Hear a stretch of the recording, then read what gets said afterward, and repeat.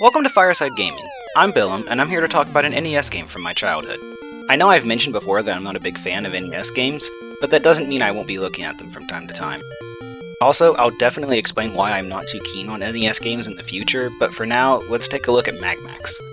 MagMax started out as an arcade game before being ported over to the Nintendo Entertainment System. The game made its debut on the NES in Japan in 1986, but wouldn't show up in the US until a couple of years later.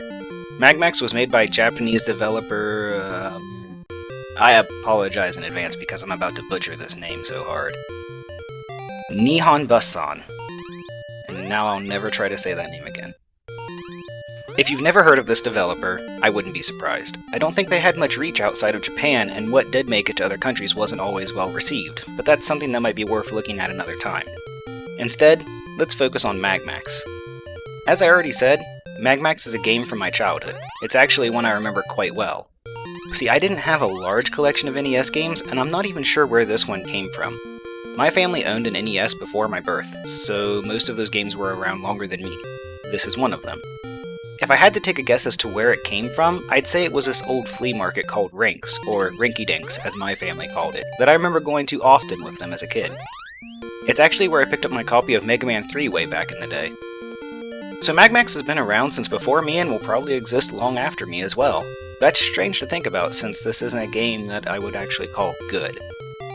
MagMax is a side-scrolling shooter, which is a genre that I dearly love. Unfortunately, it has quite a few flaws that can't be ignored. Starting off, the game is lazy. Like, dang lazy. Let's begin with the story. The game takes place in the future, where the world has been taken over by a race of aliens led by gigantic mechanical monster Babylon. Yes, you have to say his name like that. He demands so. So what's wrong with gigantic mechanical monster Babylon? Well, he's clearly a ripoff of Mecha King Ghidorah, but that's only a minor issue. The biggest problem is he's the boss of the first stage, and the second stage, and then the first stage again, and yeah. MagMax only has 2 levels, and this guy acts as the boss of both of them. To top it off, the game just cycles back around to the first level after players beat gigantic mechanical monster Babylon for the second time. Adding to that annoyance is the length of the levels. Both the first and second level of the game each only take about 5 minutes to get through. To be clear, I have plenty of experience with this game, and that might explain my lack of trouble with it, except I remember tearing through it as a kid too. I also remember not coming back to it much after seeing the levels repeat for the first time.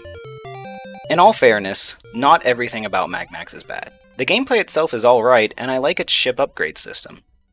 See, the player's starting ship, the MagMax, is only the base for a giant robot. The player can find the head, legs, and chest gun while playing and connect to them for more firepower. What, no sweet beam saber like on the game's cover? I feel gypped. The only disadvantage in gaining more parts is that the player is now a bigger target for enemies to hit. On the flip side of that, players won't die in a single hit anymore either. The head and legs have to die first before enemies can strike a fatal blow.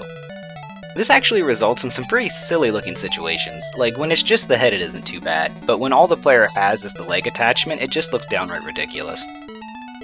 However, it's slightly annoying that the same parts show up over and over again. There were so many times where I just needed a pair of legs and all I could get was a head and chest gun.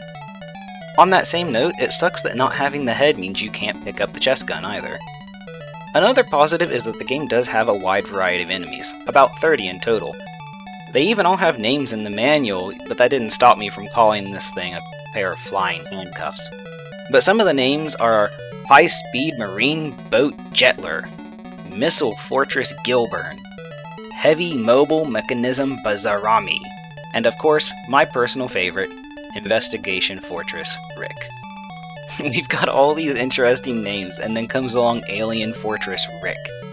I guarantee you this poor guy was never chosen as Employee of the Week by gigantic mechanical monster Babylon. In fact, Boss Man probably gives him cane for having such a normal name. But that's enough of picking on pixels. Another small addition to the list of pros for MagMax are the warp halls that let players move between the upper and lower level parts of the game. It's funny, I never once thought of these platforms as warp devices until looking up the manual for this retrospective. They were always just elevators to me.